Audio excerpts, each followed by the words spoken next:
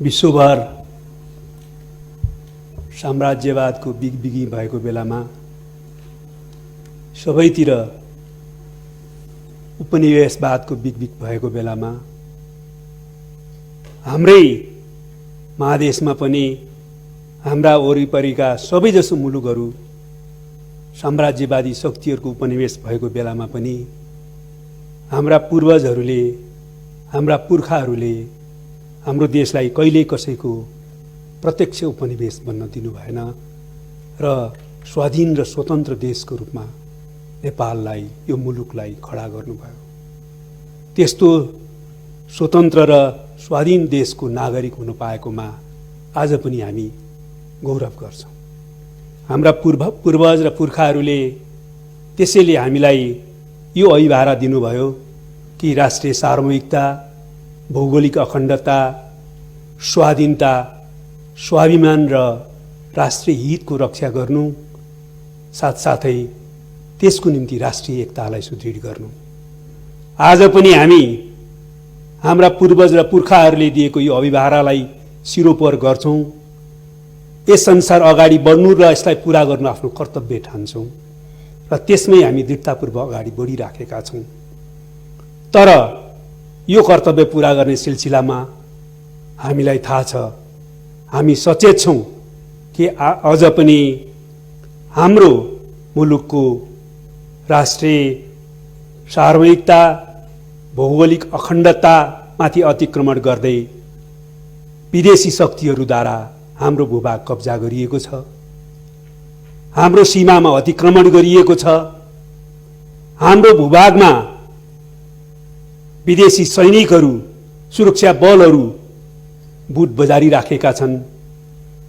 विदेशीले सीमामा बनाएका तटबन्ध र बाँधहरूका कारणले हाम्रो कतिपय बस्ती र भूभागहरू डुबानको अवस्थामा छ। कतिपय कयौं असमान सन्धि सम्झौताहरू अहिले पनि हामीमाथि लादिएका छन्। हाम्रो नेपालको आन्तरिक मामिलामा हस्तक्षेप गर्ने प्रवृत्ति कायम छ र हस्तक्षेप भइराखेकै छन्।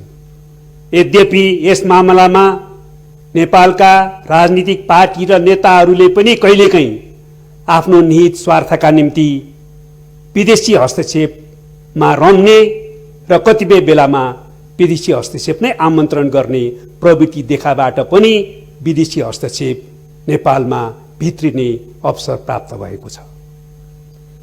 त्यस्तै गरी नेपालको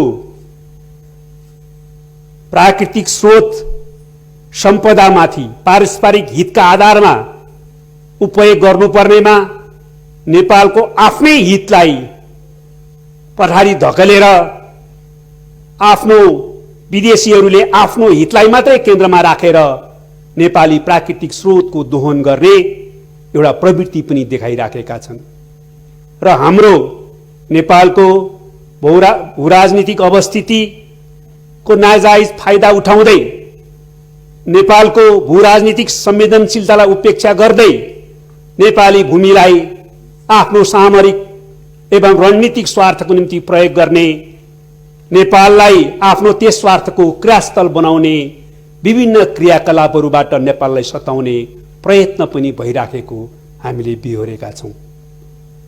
हामी यो सबै प्रवृत्तिप्रति सचेत हुँदै नेपालको राष्ट्रिय सार्वभौमिकता, भौगोलिक अखण्डता, स्वाधीनता, राष्ट्रिय स्वाभिमान र हितको रक्षा गर्न कृत संकल्प हुँदै सङ्घर्ष गरिराखेका छौँ र यो सङ्घर्षलाई हर हालतमा सफलताको बिन्दुमा पुर्याउनेमा हामी दृढ छौँ। तर सम्माननीय अध्यक्ष महोदय, यसै सिलसिलामा केही दिन अघि मात्र महाकाली नदीमा तुइन तर्दै गर्दा दार्चुलाका जयसिंह धामी भारतीय सीमा सुरक्षा बल एसएसबीले तुइनको तार काटिदिएर अहिलेसम्म पनि महाकाली नदीमा बेपत्ता भएको स्थिति कायम छ र परिवारजनले उहाँको सास र लास केही फेला नपरेको स्थिति भएबाट निधन मृत्यु भएको आशंका गरी कुशको शव बनाएर अन्तिम संस्कार गरेको दुःखद घटनाले हामी सबै नेपालीको हृदय छिया छिया भएको छ। असहनीय पीडा हामी बेहोरिरहेका छौँ। अहिलेसम्म आएका सबै तथ्यहरूले के प्रश्न गरेको छ भने यो भारतीय सीमा सुरक्षा बलका व्यक्तिहरूकै कारणबाट, तुइनको तार काटिदिएकै कारणबाट जयसिंह धामी महाकाली नदीमा बेपत्ता भएका हुन्। म यस प्रकारको अमानवीय, उत्पीडनकारी र क्रूर कार्यको घोर निन्दा एवं भर्त्सना गर्दछु। यसका निम्ति भारतले अविलम्ब नेपाल र नेपाली जनतासँग सार्वजनिक क्षमायाचना गर्न माग गर्दछु। दोषी व्यक्तिहरूमाथि तत्काल कडा कारबाही गर्न माग गर्दछु र अबका दिनहरूमा यस प्रकारका हेपाहा उत्पीडनकारी व्यवहार अन्त्य गर्न नदोहोऱ्याउन पनि म जोरदार माग गर्न चाहन्छु। त्यसैगरी यस सन्दर्भमा नेपाल सरकारले छानबिन समिति बनाएर परिपक्व कूटनीतिद्वारा यो समस्याको संवादद्वारा समाधान गरौँ र आवश्यकता पर्दा जे कदम चाल्नुपर्छ सबै कदम चाल्ने दृढता प्रकट गरेको छ। सामान्यतया नीतिगत रूपमा त्यो ठिकै छ, तर यो ढिलो भयो। नेपाल सरकारको म गम्भीर ध्यानाकर्षण गराउन चाहन्छु। छानबिन समितिको रिपोर्ट छिटो ल्याएर छिटोभन्दा छिटो आफ्नो तर्फबाट भारत सरकारसँग गम्भीर विरोध र आपत्ति प्रकट गर्ने र दोषीमाथि कारबाहीको माग गर्ने र पीडित परिवारलाई उचित राहत र भर्तेको व्यवस्था गर्न तत्काल कदम चालोस् भन्ने माग गर्न चाहन्छु। नेपाली जनतामा यस प्रकारको अमानवीय क्रूर घटनाबाट जुन पीडा पैदा भएको छ त्यो पीडाले देशभक्तिको बाँध, मानवता विरोधी कार्यको विरुद्ध उर्लिएको भावनाले त्यो बाँध भत्काएर आफै प्रतिवाद र प्रतिकारमा आउने स्थिति उत्पन्न गर्ने कार्य कुनै पनि हालतमा उपयुक्त हुँदैन। यस सन्दर्भमा नेपाल सरकारले तत्काल कदम चालोस् भन्ने म विशेष अनुरोध गर्न चाहन्छु। साथसाथै भारत सरकारलाई पनि म विनम्र अपिल गर्न चाहन्छु। हामी भारतसँग असल मैत्रीपूर्ण सम्बन्ध कायम गर्न चाहन्छौँ। हामी नेपाल र भारत बीचमा भएका सबै समस्याहरू पारस्परिक वार्ता र संवादको माध्यमबाट कूटनीतिक ढङ्गबाट सकारात्मक समाधान गरौँ भन्ने पक्षमा छौँ। तर म भन्न चाहन्छु नेपाल कुनै पनि हालतमा हाम्रो राष्ट्रिय सार्वभौमता, भौगोलिक अखण्डता, स्वाधीनता, स्वाभिमान र हितमाथिको अतिक्रमण सहन गर्ने छैन। नेपाली माथिको हेपाहा व्यवहार र यस प्रकारको उत्पीडन कार्य सहने छैन। त्यसका निम्ति जे गर्नुपर्छ सबै सङ्घर्ष गर्न नेपाली जनता, देशभक्त नेपालीहरू कृत सङ्कल्पित छन् भन्ने कुरामा पनि म स्पष्ट पार्न चाहन्छु।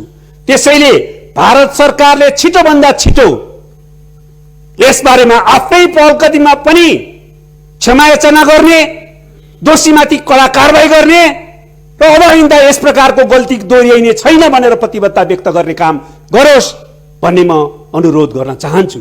हो, अहिले नेपालमा आन्तरिक राजनीतिको कारणले पार्टीहरूको बीचमा केही मतभेद देखा परेका छन्, तर कोही भ्रममा नपरुन्। आवश्यकता पर्दा सारा नेपालका राजनीतिक पार्टीहरू, नेपालका सबै सामाजिक शक्तिहरू, सम्पूर्ण नेपाली जनताहरू राष्ट्रियताको पक्षमा एक ढिको भएका छन्, अब पनि एक ढिको हुन्छन्। त्यसैले गर्दाखेरि हामी नेपालमालाई हेप्ने, नेपाललाई अतिक्रमित गर्ने, नेपाली प्रति दुर्व्यवहार गर्ने कुनै काम कसैले नगरोस् र सच्याओस् भनेर अनुरोध र अपिल गर्न चाहन्छु। सम्माननीय अध्यक्षज्यू, म अर्को नेपालको आन्तरिक राजनीतिक विषयमा थोरै कुरा अब प्रश्न पार्न चाहन्छु। नेपालको केही समय अगाडि देखेको तात्कालिक राजनीतिक सङ्कटले सकारात्मक विकास प्राप्त गरेको छ। यद्यपि जसरी सामन्ती निरङ्कुशतन्त्र राजतन्त्रलाई हामीले अन्त्य गर्दा हिज राजकाज गरिरहेका त्यो शक्ति र संस्थाहरू अहिले पनि त्यसलाई पुनर्स्थापित गर्न सकिन्छ कि भनेर लोकतन्त्रका विरुद्ध बर्बराहट गरिराखेका छन् र विभिन्न षड्यन्त्रका तानाबानाहरू बुनिराखेका छन्।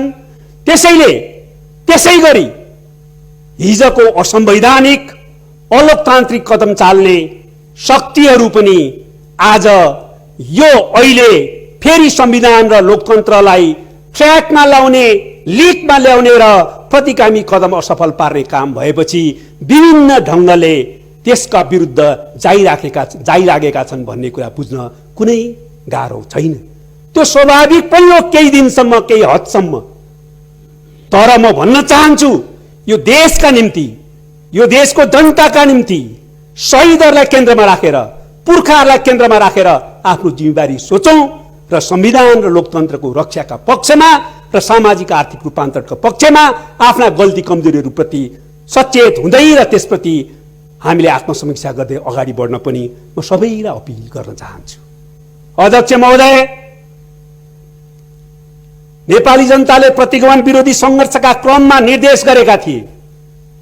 आजको एउटै निकास हो, अहिलेको प्रतिगामी कदमलाई असफल पार, विघटित प्रतिनिधि सभालाई पुनर्स्थापित गर, संविधान अनुसार बन्न पर्ने सरकारलाई रोक लगाएको कारणले त्यो सरकार निर्माण गर्ने काममा सफलता प्राप्त गर र संविधान र लोकतन्त्रलाई प्रभावकारी ढङ्गले कार्यान्वयनको प्रक्रियामा अगाडि बढाऊ।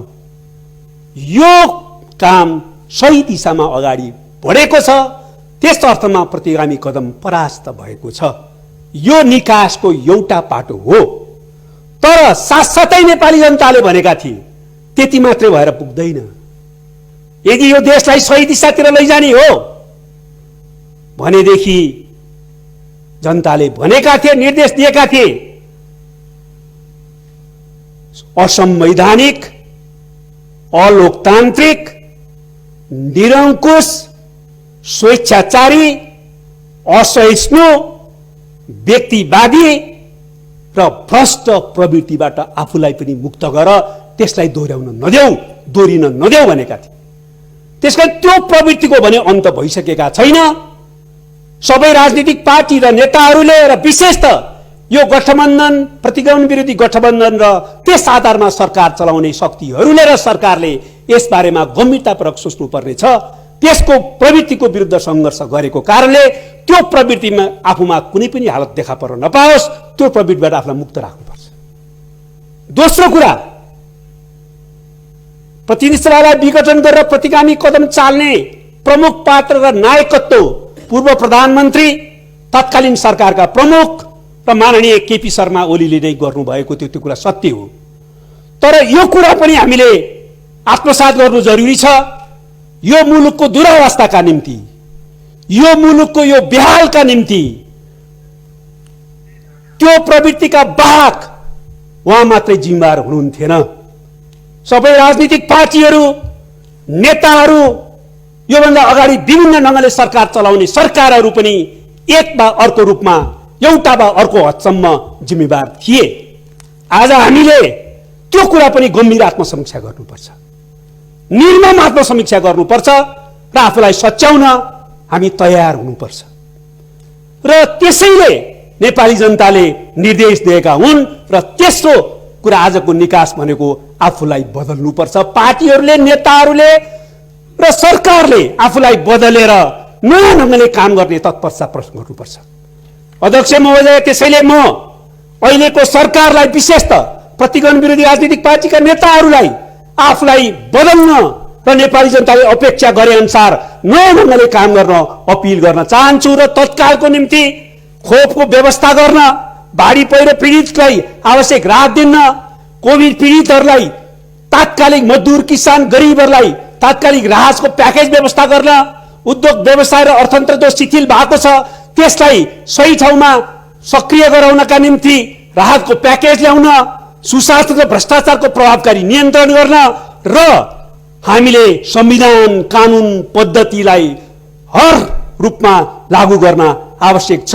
त्यस दिशामा सरकारको गम्भीर ध्यानाकर्षण म गराउन चाहन्छु र म चाहन्छु कि अहिले सरकारले संहिताको सबलीकरणमा र समावेशीकरण लागू गर्ने कुरामा र सामाजिक भेदभावको अन्त्य गर्ने कुरामा र दलैतरमाथिको अन्यायको छुवाछुतको अन्त्य गर्ने कुरामा, महिला हिंसा र बलात्कारको अन्त्य गर्ने कुरा सहित सामाजिक सुरक्षा र सामाजिक न्याय पनि त्यत्तिकै ध्यान दियोस्। यसो भयो भने यो देशलाई सही दिशातिर लैजान सकिन्छ। शहीदहरूको सपना र पूर्वज र पुर्खाहरूको अभिभावक